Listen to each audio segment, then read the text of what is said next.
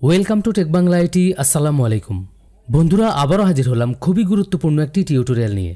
এই টিউটোরিয়ালে আমি আপনাদেরকে দেখাবো যে কিভাবে আপনারা আপনাদের যে কোনো ধরনের গুরুত্বপূর্ণ ডকুমেন্ট থেকে কলমের লেখা মুছে সেই ডকুমেন্টটিকে সম্পূর্ণ একটি নতুন এবং ফ্রেশ ডকুমেন্টে রূপান্তর করবেন। তো বন্ধুরা চলুন শুরু করি। বন্ধুরা দেখতে পাচ্ছেন ফটোশপ সফটওয়্যারটি আমার সামনে ওপেন অবস্থায় রয়েছে এবং অলরেডি আমি একটি ডকুমেন্ট স্ক্যান করে সেটি ফটোশপে ওপেন করে রেখেছি। তো আমি যদি ডকুমেন্টটিকে আপনাদেরকে একটু জুম করে দেখাই, দেখতে পাচ্ছেন এই ডকুমেন্টের মধ্যে অনেকগুলো কলমের লেখা রয়েছে, মানে এই ডকুমেন্টটি ফিল আপ অবস্থায় রয়েছে। তো এখন আমি মূলত যেটা করব, এই কলমের লেখাগুলোকে মুছে ডকুমেন্টটিকে একদম ফ্রেশ করে ফেলবো। তো প্রথমে যদি আমি আপনাদেরকে একটু ধারণা দিই, ধরুন এই ডকুমেন্টটি একটি ছবি আর এই কলমের লেখাগুলো স্পট। তো আপনারা যারা ফটোশপ ইউজ করেন আপনারা হয়তো সকলেই জানেন যে অনেকগুলো স্পট ক্লিনিং টুল রয়েছে।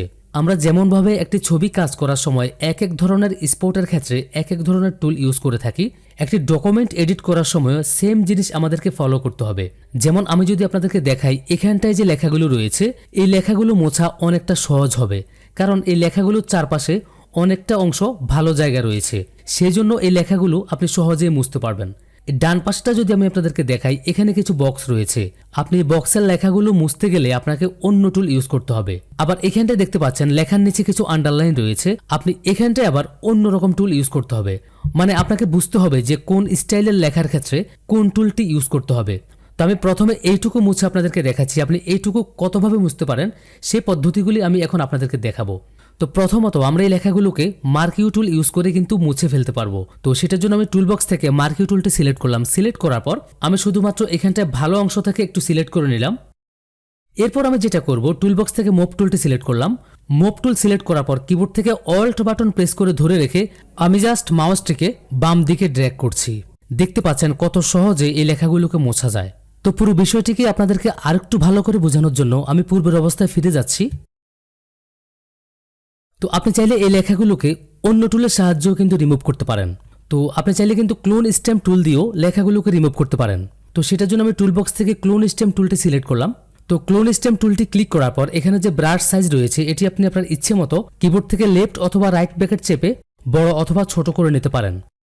তো এই টুলটির সাহায্যে আপনি চাইলেই আপনার লেখার পাশে যে ভালো অংশ রয়েছে আপনি কিবোর্ড থেকে অল্ট বাটন প্রেস করে ধরে রেখে ভালো অংশের মধ্যে জাস্ট ক্লিক করে স্ক্রিনশট নিয়ে লেখার উপর এসে আবার ক্লিক করবেন। দেখতে পাচ্ছেন বন্ধুরা কত সহজে কিন্তু লেখাগুলো মুছে যাচ্ছে। তো ঠিক একইভাবে আপনি চাইলে এখান থেকে হিলিং ব্রাশ টুল দিয়েও সেম ভাবে লেখাগুলোকে মুছতে পারেন। তো যদি আপনার লেখার আশেপাশে সলিড ফ্রেশ কোনো জায়গা থাকে সেক্ষেত্রে আপনি এইভাবে লেখাগুলোকে মুছতে পারেন। তো ফাইনালি আমরা এখন লেখাগুলোকে মুছে দিব। তো সেটার জন্য আমি চলে গেলাম টুলবক্সে। টুলবক্স থেকে মার্কিউ টুলটি সিলেক্ট করলাম। সিলেক্ট করার পর আমি এখান থেকে ভালো একটু অংশ সিলেক্ট করে নিচ্ছি মাউস ড্র্যাগ করে। এরপর আবারও চলে গেলাম টুলবক্সে। টুলবক্স থেকে মুভ টুলটি সিলেক্ট করলাম। সিলেক্ট করার পর আমি কিবোর্ড থেকে অল্ট বাটন প্রেস করে ধরে রেখে জাস্ট মাউস ড্র্যাগ করে লেখার উপর নিয়ে আসছি। এরপর সিলেকশনটিকে সরানোর জন্য কিবোর্ড থেকে কন্ট্রোল ধরে ডি প্রেস করলাম। তো আমি ডকুমেন্টটিকে আরেকটু জুম করে নিচ্ছি। বন্ধুরা দেখতে পাচ্ছেন এখানে কিছু বক্স রয়েছে। একটু আগে আমি লেখাগুলো যেভাবে রিমুভ করেছি আপনি কিন্তু এই বক্সের লেখাগুলো ওইভাবে রিমুভ করতে পারবেন না, আপনাকে অন্য স্টাইলে এই লেখাগুলোকে রিমুভ করতে হবে। তো আমরা প্রথমে যেটা করব, এখন এখান থেকে যে কোনো একটি বক্সের লেখা রিমুভ করব, তারপর আমরা এই বক্সটিকে ক্রমান্বয়ে বাকি বক্সগুলোর উপরে কপি করে দিব। তো সেটার জন্য আমি চলে গেলাম টুলবক্সে। টুলবক্স থেকে ক্লোন স্ট্যাম্প টুলটি সিলেক্ট করলাম। সিলেক্ট করার পর আমি ব্রাশটিকে একটু ছোট করে নিচ্ছি। তো এরপর আপনি যেটা করবেন, আপনার বক্সের লেখার পাশে যে ভালো অংশ রয়েছে সেই ভালো অংশের মধ্যে কিবোর্ড থেকে অল্ট বাটন প্রেস করে ধরে রেখে মাউস ক্লিক করে একটি স্ক্রিনশট নেবেন। এরপর লেখার মধ্যে ক্লিক করবেন। ঠিক এভাবে আপনি ভালো অংশ থেকে মাউস ক্লিক করে আপনি স্ক্রিনশট নিয়ে লেখার উপরে ক্লিক করবেন। তবে এই কাজটি খুব আস্তে আস্তে করবেন। দেখতে পাচ্ছেন বন্ধুরা আমি শুধুমাত্র একটি বক্স থেকে লেখা রিমুভ করে দিয়েছি। তো এখন আমি যেটা করব, চলে যাব টুলবক্সে। টুলবক্স থেকে মার্কিউ টুল সিলেক্ট করব। মার্কিউ টুল সিলেক্ট করার পর আমরা এই বক্সটিকে মাউস ড্র্যাগ করে সিলেক্ট করব।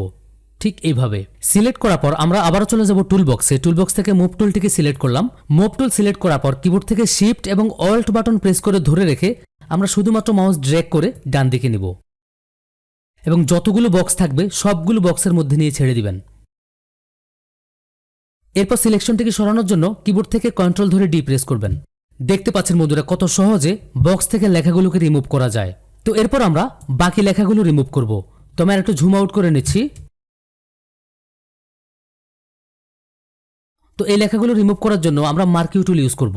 তো আমি চলে গেলাম টুলবক্সে, টুলবক্স থেকে মার্কিউ টুলটি সিলেক্ট করলাম। সিলেক্ট করার পর আমি ঠিক এতটুকু অংশ মাউস ড্র্যাগ করে সিলেক্ট করে নিলাম। এরপর আমি আবারও চলে গেলাম টুলবক্সে, টুলবক্স থেকে মুভ টুলটি সিলেক্ট করলাম। তো মুভ টুলটি সিলেক্ট করার পর আমরা শুধুমাত্র এই সিলেকশনটিকে কিবোর্ড থেকে শিফট এবং অল্ট বাটন প্রেস করে ধরে রেখে মাউস ড্র্যাগ করে বাম দিকে নিচ্ছি। দেখেন, দেখতে পাচ্ছেন বন্ধুরা কত সহজে লেখাগুলোকে রিমুভ করে ফেলা যায়। তো পরবর্তী লেখাগুলো আমি একইভাবে রিমুভ করছি। দেখেন,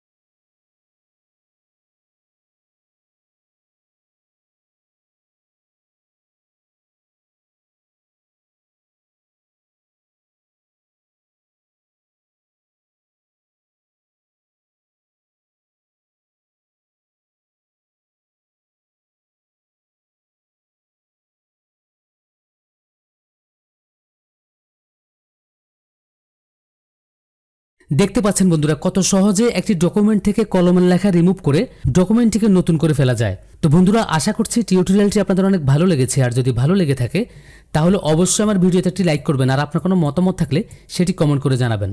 তো বন্ধুরা, দেখা হবে পরবর্তীতে নতুন কোনো চমৎকার টিউটোরিয়াল নিয়ে। সে পর্যন্ত সবাই ভালো থাকুন। আল্লাহ হাফেজ।